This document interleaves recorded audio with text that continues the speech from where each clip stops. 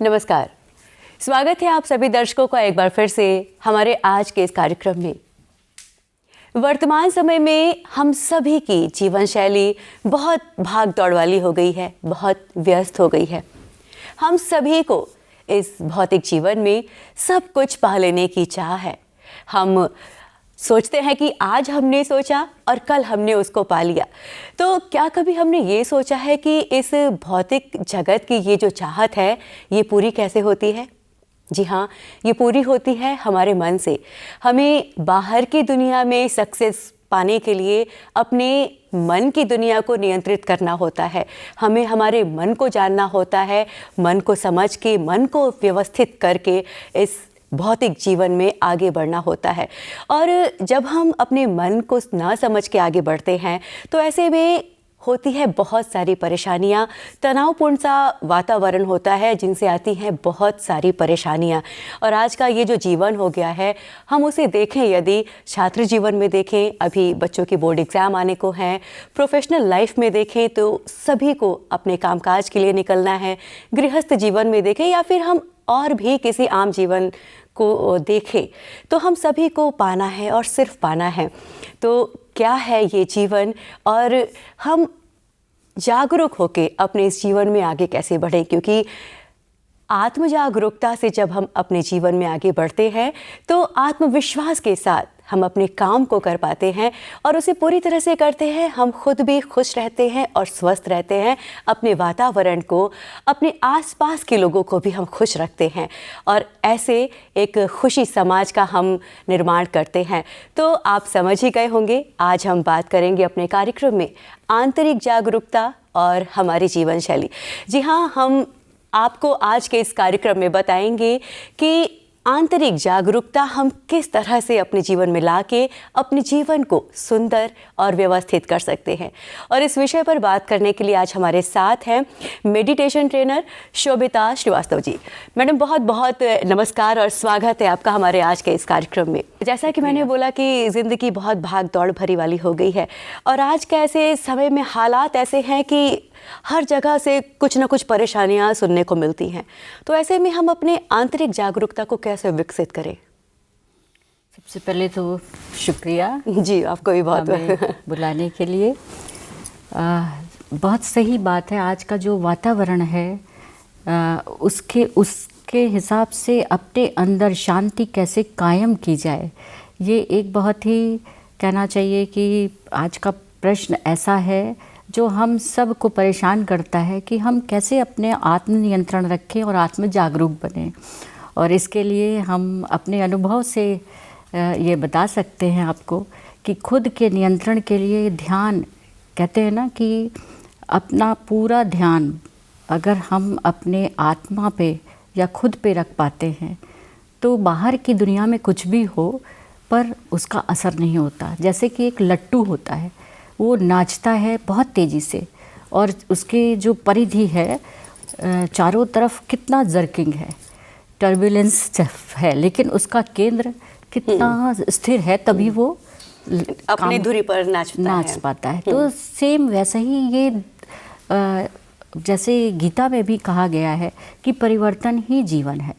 तो ये जो टर्बुलेंस हम फील करते हैं, बाहर की दुनिया में जो भी चीज़ें हो रही हैं या अशांति का माहौल है, तो उन सब के बीच खुद पे कैसे शांति रखी जाए, खुद पे कैसे नियंत्रण रखा जाए, इसका बहुत प्यारा साधन है ध्यान।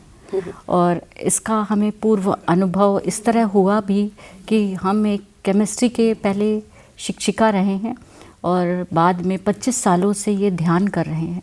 तो बहुत ही तनाव भरे वातावरण में भी अपने आप को पूर्ण नियंत्रण, कह लीजिए कि बहुत सारे रोल में कभी एक बेटी के, बहू के और शिक्षिका के रूप में कार्य करना होता था।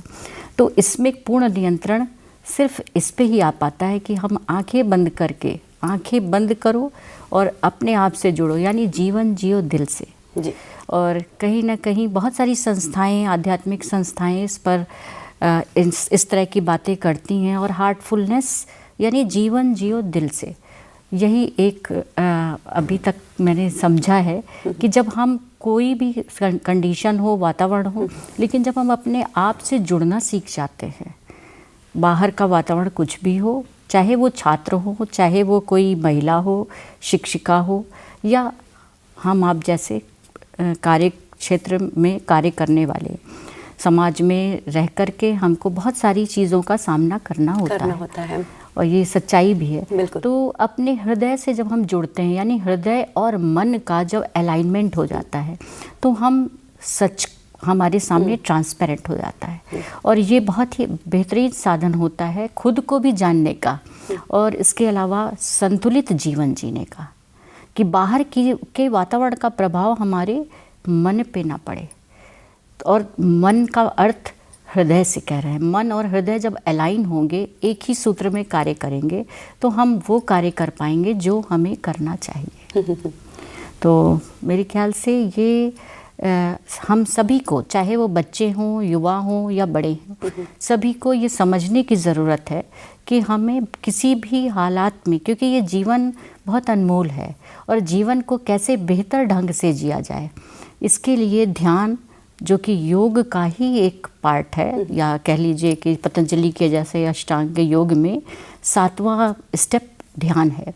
तो ध्यान करके हमारा पूरा अटेंशन अपने अंदर जब आता है, तो हम पूरी तरह से जागरूक होके जो भी कार्य करें, इवन एक गृहिणी खाना बनाए या फिर हम आप जैसे मिलकर बात करें, तो जब हम पूर्ण वर्तमान में जीना सीख जाते हैं, उसमें ध्यान का बहुत बड़ा रोल होता है। तो मुझे लगता है कि आज के वातावरण में अगर खुद को पाना है, खुद को जानना है, खुद से खुदा कहा भी गया है, खुद पे पूर्ण नियंत्रण और संतुलन अगर हम स्थापित करना चाहते हैं और कोई भी कार्य में उत्कृष्ट बनना चाहते हैं, मतलब अपना 100% पोटेंशियल उसमें दे के, और हम अपना बेहतर कहना चाहिए कि अपने आनंद को भी पाना चाहते हैं, क्योंकि जब हम कोई भी कार्य पूर्ण रूप से करते हैं तो आनंद उसके बाई प्रोडक्ट में मिलता ही है। और ध्यान का परिणाम एकाग्रता है, तो एकाग्रता हमें उसके परिणाम स्वरूप मिलती है और आनंद उसके। और इसीलिए भगवत गीता में एक बड़ा अच्छा श्लोक भी है, सभी ने सुना भी होगा, कर्मण्येवाधिकारस्ते मा फलेषु कदाचन। तो इसका अर्थ यही है कि अगर हम कोई भी कार्य को निष्काम भाव से करते हैं, अपना 100% देते हुए करते हैं, तो वो फलीभूत होता है और हम आनंदित होते हैं। लेकिन अगर हम उसके फल पे पहले चले जाएं, तो फिर क्योंकि हमारा वहाँ पर कहीं ना कहीं हम उसके फल, उद्देश्य तो होना चाहिए, लेकिन कर्म फल पे कि हमने मेहनत की है तो अभी हमें 100 में 100 ही मिले, ऐसा नहीं है। हमें परेशान नहीं होना, हमें अपना फुल पोटेंशियल देके कोई भी कार्य करना है और उसके बाद परिणाम जो आए उसे ईश्वर की मर्जी समझ के स्वीकार करना है। तो ऐसे वातावरण में चाहे हमारे बाहर कुछ भी हो, स्टूडेंट हो, गृहिणी हो, युवा हो, बच्चे हों, हम सब एक खुशहाल जीवन जी सकते हैं। और पूर्ण वर्तमान में एक्चुअल इसका सबसे बड़ा कह लीजिए कि हम पूर्ण वर्तमान में अगर जीना सीख जाते हैं, और यही सारी आध्यात्मिक संस्थाओं का मुख्य उद्देश्य है कि हम वर्तमान में जिएं और खुश रहें। ये सारी बातें कहने सुनने में बहुत अच्छी लगती हैं और कहीं ना कहीं हम इन्हें अपनाना भी चाहते हैं, पर ये आज की जो जीवन शैली है बहुत भागदौड़ है, सभी को अपने काम के लिए निकलना है, पर एक नियमित दिनचर्या बनाना है, हम सभी जानते हैं कि हमारे लिए बहुत ज़रूरी है, पर नियमित दिनचर्या जानते हुए समझते हुए हम नहीं कर पाते, तो उसके लिए क्या करे आम इंसान जो है? बहुत सही आपने कहा, आज के मॉडर्न टाइम में किसके पास समय है कि वो बैठ के योग और ध्यान के लिए भी समय निकाले। तो इसीलिए जो हमने अभी तक अपने जीवन में अनुभव किया कि वाकई अगर हम शिक्षिका हैं या गृहिणी भी हैं, तो हमें अपने बच्चों के लिए लंच बनाना है, हस्बैंड को देना है, उनको भी सारी चीज़ें उपलब्ध करानी है। हम जो भी प्रोफेशन में हैं या होम मेकर हैं, सभी को कहीं ना कहीं परेशानियां नहीं कहेंगे, वो हमें अपने दैनिक जीवन का अभाव है, समय काम इतने हैं कि समय निकालना थोड़ा सा मुश्किल है। जी बिल्कुल, दैनिक जीवन के कार्य तो करने ही होते हैं। अब उसको हम सुनियोजित ढंग से कर पाएं, यही ध्यान का उद्देश्य है। तो अब ध्यान करें कब? पहली बात तो अगर हम एक गृहिणी को चलिए लेते हैं, तो वो सुबह उठकर, अगर सुबह उठते ही खुद का मैनेजमेंट, कहते हैं ना कि पहले सबसे पहले सेल्फ मैनेजमेंट चाहिए और टाइम मैनेजमेंट तभी हो सकता है। तो खुद के मैनेजमेंट को उठते ही हमें थोड़ा सा अलर्ट, अगर हम जो भी कार्य कर रहे हैं उसको थोड़ा सा जल्दी करें। जैसे अगर हमें 6 बजे हमारे बच्चे जाते हैं तो हम 5 बजे उठ के कार्य को कर सकते हैं। और ध्यान के लिए बहुत लंबा समय देने की ज़रूरत नहीं होती है, और अगर ऐसा है तो सारे कार्य करने के बाद में हम मेडिटेट करें, क्योंकि ध्यान एक ऐसी, कह लीजिए एक ऐसी विधा है जो हमारी संस्कृति की अनमोल देन है, और पतंजलि जी जो दे गए हैं उसका हम सबको लाभ उठाना चाहिए। और इसमें हम विचार शून्यता की तरफ जाते हैं। विचारों से, कहते हैं एक 24 आवर्स में, अच्छा हम, ये प्रश्न है कि 24 घंटे में हमारे अंदर कितने विचार आते होंगे? बहुत सारे गिनने मुश्किल हैं शायद। गिनने मुश्किल है, क्योंकि 24 घंटे में 24 × 80 × 80 इतने सेकंड्स होते हैं, यानी 86,400 सेकंड्स होते हैं। तो 70 से 80 हज़ार विचार तो हमारे एक दिन में आते ही आते हैं। तो और नेक्स्ट डे फिर वही रिपीट होते हैं 90% विचार। तो इतने सारे विचार हमारे मन में केओस उत्पन्न करते हैं, तो इनको हटाना भी ज़रूरी होता है। तो जो मेरा अनुभव रहा है कि इस ध्यान की विधा से हम थोड़ा विचार शून्यता में जाते हैं। 70 से 80 हज़ार विचारों को अगर हम कैरी करते हैं तो हम क्लैरिटी से सोच नहीं पाते, कंफ्यूज्ड स्थिति रहती है। क्लैरिटी से सोचने के लिए हमने जो सीखा कि सुबह हम जिस समय भी हमें समय मिलता है, सपोज़ हम 12 बजे हमें समय मिलता है सारी कामों से निवृत्त होकर, तो 10 मिनट के लिए हम अपने हृदय में जो पहले से ही स्थापित है, या हमारा कह लीजिए आत्मा, या वो एनर्जी जिसकी वजह से हम आप बात कर पा रहे हैं जी, तो हमारे हृदय में वो ईश्वरीय प्रकाश पहले से ही विराजमान है। केवल उसी पर हम थोड़ी देर के लिए फोकस होते हैं, और बहुत सारे अनवांटेड विचार भी आते हैं उस समय। तो इस तरह से अगर हमने 10 मिनट भी किया तो हम अपने आप को रिलैक्स्ड फील करेंगे। ध्यान हमें जो करना है ये 10 मिनट का ही है, लेकिन ये रोज़ करना है, हर दिन करना है। इसमें आपकी बाध्यता नहीं है कि आप 1 घंटे बैठिए, आप आधे घंटे बैठिए, या फिर आप 10 मिनट के लिए बैठिए जी। कभी कभी हम जाने अनजाने, अभी आपने बोला कि इतने विचार आते हैं, हम बहुत सारे संस्कार बना लेते हैं कि जैसे हमारी ये सेविंग है, हम अपने इस सेविंग को अपने बुरे समय में इकट्ठे करेंगे, या फिर मेरी ये सेविंग है, ये हमारे इस काम के लिए है। इसका क्या असर पड़ता है, और अगर होता है तो हमें ये बताइए। असर तो डालते ही हैं, क्योंकि जो कुछ भी हम सोचते हैं, समझते हैं, उसका हमने बनाया हुआ है, हमारे मन पे पड़ता है। तो इसका अच्छा और बुरा दोनों, जैसे कोई हमने एक फूल देखा तो आज हमें अच्छा लगा, नेक्स्ट डे हम उसको तोड़ना चाहेंगे। तो इस तरह से जैसे बालू पे हम चलते हैं, उसी तरह उसके इम्प्रेशंस हमारे मन पे पड़ जाते हैं। अब मन को कैसे साफ़ किया जाए, तो इसी के लिए हम इवनिंग टाइम में जो हमने अब खुद अनुभव किया कि हम इस चीज़, एक विचार ले सकते हैं कि हमारे अंदर की सभी अशुद्धियाँ, जटिलताएं पीठ के रास्ते धुएं के रूप में जा रही हैं, वाष्प की तरह ऊपर जा रही हैं, निकल रही हैं पीछे से। बिल्कुल।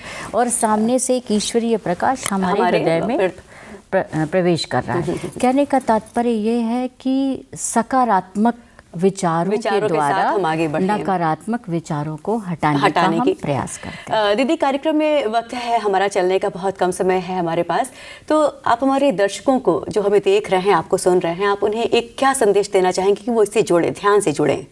बिल्कुल, देखिए, इसके लिए हम भगवत गीता का एक श्लोक बताना चाहेंगे। ये चैप्टर 3 का 42 नंबर का श्लोक है, जिसपे कि एक खुद के बारे में जानने की बात है। बोलते हैं कि इंद्रियाणि पराण्याहुः इंद्रियेभ्यः परम मनः मनसस्तु परा बुद्धिः यो बुद्धेव परतस्तु सः। यानी शरीर से बढ़कर इंद्रियां हैं, इंद्रियों से बढ़कर मन है, मन से बढ़कर बुद्धि है, और बुद्धि से भी श्रेष्ठ क्या है, वो है हमारी आत्मा। तो जब हम ये बात को जान लेते हैं कि हमारी आत्मा, यानी जो हमारे भीतर ही है, वो ही सबसे श्रेष्ठ है, तो हमें अपने शारीरिक लेवल से उठकर उस परमात्मा या कह लीजिए कि अपने अंदर की का जो आत्मज्ञान है, जो श्रेष्ठ चीज़ है, उसको समझ के भौतिक और आध्यात्मिक जीवन को संतुलन में लाना चाहिए। क्योंकि भौतिक के बिना हम आध्यात्मिक में भी आगे नहीं बढ़ सकते और आध्यात्मिक के बिना हम भौतिक जीवन में भी प्रोग्रेस करने के बाद भी खुद को कभी कभी घिरा हुआ महसूस कर पाते। तो दर्शकों, आपने देखा कि किस तरह से हम ये जो हमारा भौतिक जीवन है और ये जो हमारा आंतरिक जीवन है, हम दोनों में संतुलन बना सकते हैं। और ये जो ध्यान है, छोटा सा 10 मिनट का ध्यान हमें अपने जीवन को बेहतर बना सकता है। और इतने सुंदर से श्लोक के माध्यम से आपने हमें समझाया कि आत्मा हमारी जो है वो सर्वोपरि है। तो जब ऐसा है तो क्यों ना हम अपनी आत्मा को निखारें और अपने जीवन को बहुत ही अच्छा बनाएं और अपनों के जीवन को भी संवारें। शोभिता जी, आप हमारे इस कार्यक्रम में आई और इतने सुंदर विचार आपने हमें दिए। हमसे जुड़े रहने के लिए आपका बहुत बहुत धन्यवाद करते हैं। अब तक कीमती समय देने के लिए आपको बहुत बहुत धन्यवाद करते हैं। हमारा आज का कार्यक्रम यहीं तक। मिलेंगे आपसे अगले कार्यक्रम में किसी और विषय और किसी और विशेषज्ञ के साथ। तब तक के लिए हमें दीजिए अनुमति। नमस्कार।